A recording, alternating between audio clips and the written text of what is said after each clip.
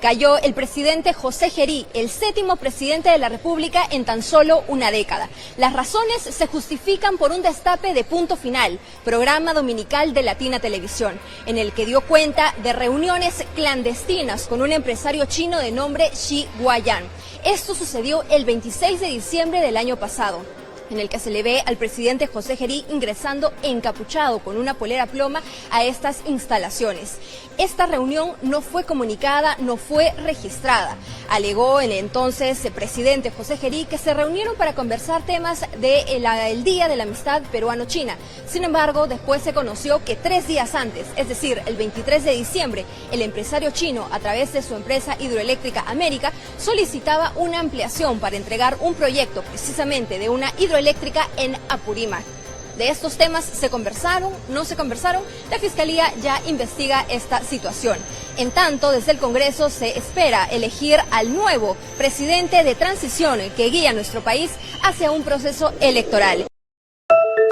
Miembro político do partido desde 66, que aguarda nombrar como secretária de Estado de Finansas do gabinete nobo de Hulanda, está Nathalie van Berkel, mester retirar para motivo que ela ganha de seu CV. De seu CV e sua conta de LinkedIn, ela põe que tem master degree de bestuurkunde que ela haalde na Universidade de Leiden.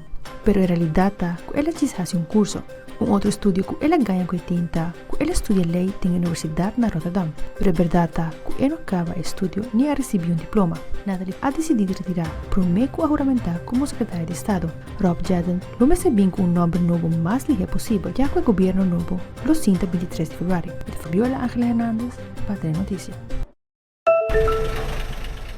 Owning a classic car in Cuba used to be a gold mine.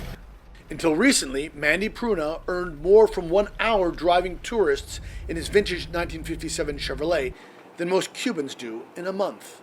But he's no longer able to make a living. Just before taking me out for a spin, Mandy canceled his permit to work as a chauffeur. Everything is uncertain at the moment, he says. There's no fuel, we don't know if there will be any, and how we will pay for it. There's no tourism. Cuba is becoming an increasingly paralyzed country as the Trump administration's policy of blocking oil shipments from abroad cripples an already ailing economy. Where just weeks ago cars lined up for hours at the pump, now there's no one. Because there's no longer any gas. Each day public transportation is harder to find. Many switch to bicycles. When I first came to Cuba, the Soviet Union had just fallen and there were more bikes on the road than there were cars. As this crisis goes on, it feels more and more like we're returning to those times. The White House is strong-arming Cuba's communist-run government to open politically and economically in exchange for the fuel shipments to resume. Cubans are seeing food prices soar as the crisis drags on. We are paying 2-3 times as much to restock and keep people happy, a vendor tells me. There's no food. And there's no immediate solution in sight.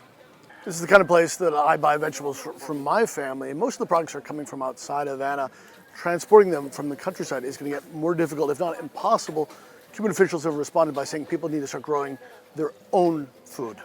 Cuba may just be weeks or perhaps days away from running out of fuel. A humanitarian disaster could be on the horizon. Already, many fishing boats sit idle. One can't work, the country is stuck. There's no industry, nothing is happening, this fisherman tells me. We will see how this ends. Until then, the best many Cubans can hope for is to stay afloat as their country goes under. Patrick Ottman, CNN Havana.